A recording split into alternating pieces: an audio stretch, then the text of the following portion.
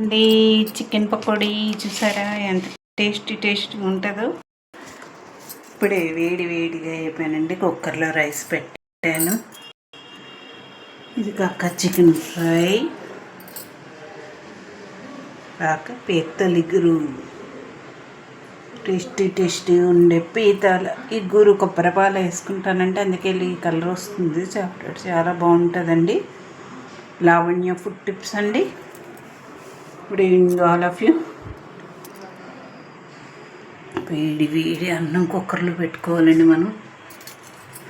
చారండి.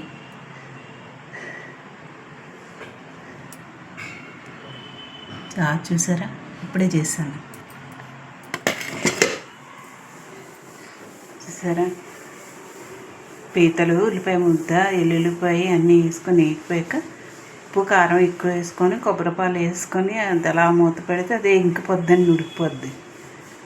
Chicken fry, ఉల్లిపాయ ముద్ద, అల్లం వెల్లుల్లి, ఒక టమాటా అంటే వేసి వేగాక చిన్న మసాలా వేసేస్తాం, ఉప్పు కారం వేసేస్తాం, చికెన్ అందులో వేసేస్తాం అండి. కడుక్కొని నిమ్మకాయ పిండుకొని అది వేగిపోయాక ఇంకా ఈ స్టేజ్లో వస్తుందండి.